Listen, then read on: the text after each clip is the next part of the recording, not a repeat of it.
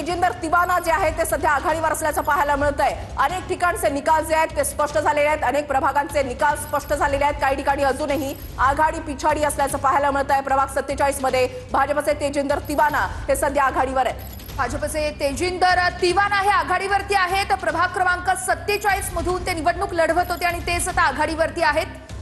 मुंबईमधील हळूहळू संपूर्ण चित्र हे आता स्पष्ट होत असल्याचं आपण बघू शकतो। राज्यातील बहुतांश महापालिकांमध्ये जर आपण चित्र बघितलं तर अनेक ठिकाणी भाजप आणि महायुतीनं आघाडी घेतली। एक मोठी अपडेट समोर आली आहे। श्रद्धा जाधव या आघाडीवरती आहेत। मुंबईतील प्रभाग क्रमांक 202 मधून ठाकरेंचे उमेदवार श्रद्धा जाधव या आघाडीवरती आहेत। माजी महापौर असलेल्या श्रद्धा जाधव यांना उमेदवारी देण्यात आलेली होती आणि त्या आता प्रभाग क्रमांक 202 मधून आघाडीवर असल्याचं पाहायला मिळतंय। ठाकरेंच्या शिवसेनेनं 3 माजी महापौरांना संधी दिलेली होती, त्याच्यापैकी एक नाव ते म्हणजे श्रद्धा जाधव यांचं। 202 मधून ठाकरेंच्या उमेदवार श्रद्धा जाधव या आघाडीवर आहेत। माजी महापौर श्रद्धा जाधव या आघाडीवर असल्याचं आपण बघतच होतो। मात्र आता ठाकरेंच्या उमेदवार श्रद्धा जाधव या 203 या प्रभागातून लढत होत्या आणि त्या आता आघाडीवरती असल्याचं आपण बघू शकतो। पेडणेकर या सध्या आघाडीवर आहेत 203 मधून। ठाकरेंच्या उमेदवार श्रद्धा पेडणेकर या सध्या आघाडीवर असल्याचं पाहायला मिळतंय। 203 मधली ही महत्त्वाची लढत म्हणून याकडे पाहिलं जात होतं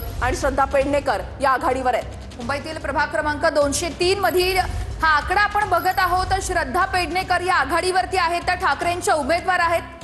मुंबईतील संपूर्ण चित्र जर आपण बघितलं तर 99 जागांसह भाजप सर्वात मोठा पक्ष ठरलेला आहे। मुंबईमधली ही संपूर्ण आकडेवारी आता हळूहळू स्पष्ट होताना आपण बघू शकतोय, कारण 203 या प्रभागातून ठाकरेंचे उमेदवार श्रद्धा पेडणेकर या आघाडीवरती आहेत। त्यामध्ये भाजप 100च्या उंबरठ्यावर पोहोचली आणि 97 जागी आघाडी असल्याचं पाहायला मिळतंय।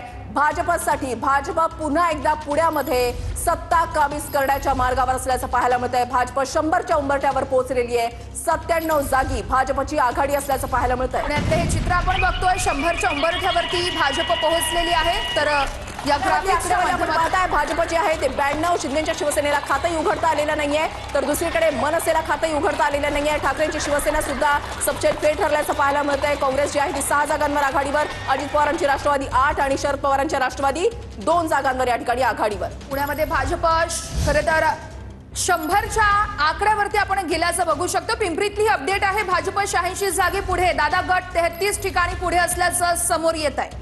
अजित पवार आणि शरद पवार यांची युती जी आहे, यांची आघाडी जी आहे ती काही चमत्कार, काही करिश्मा करू शकणार का, या संदर्भातल्या चर्चा सुरू झालेल्या होत्या। पुणे आणि पिंपरीमध्ये जर आपण पाहिलं तर अजित पवार आणि शरद पवार हे दोघेही एकत्र आलेले होते। अजित पवार जास्त जागा लढवत होते, शरद पवारांची राष्ट्रवादी त्या मानानं कमी जागा जी आहे ती लढवत होती। मात्र आता पिंपरीमध्ये आपण पाहताय भाजप 86 जागी पुढे आहे। पुण्यासोबतच पिंपरीमध्ये सुद्धा भाजपची आघाडी।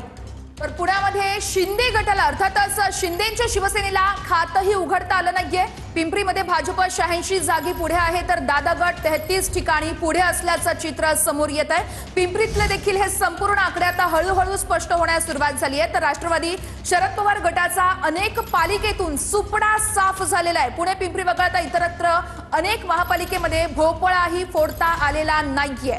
राष्ट्रवादी शरद पवार गटाचा अनेक पालिकेमधून सुपडा साफ झाल्याचे या ठिकाणी पाहायला मिळते आणि विशेष करून लढत होती ती म्हणजे पुणे आणि पिंपरीमध्ये, कारण 2017च्या अगोदरपर्यंत राष्ट्रवादीने या दोन्ही महानगरपालिकांवर त्यांचं वर्चस्व पाहायला मिळत होतं। मात्र 2017 मध्ये या दोन्ही महानगरपालिका भाजपनं काबीज केल्या आणि आताचा जर आपण निकाल बघितला तर पुणे आणि पिंपरीमध्ये जर पाहिलं तर अजित पवार आणि शरद पवारांची राष्ट्रवादी यांची पिछेहाट झालेली आहे। भाजपने या ठिकाणी आघाडी घेतलेली आहे। पुणे पिंपरी वगळता इतरत्र अनेक महापालिकेमध्ये भोपळाही फोडता आलेला नाहीये, ते म्हणजे अवस्था झालेली आहे, अशी अवस्था झालेली आहे ती म्हणजे राष्ट्रवादी शरद पवार गटाची।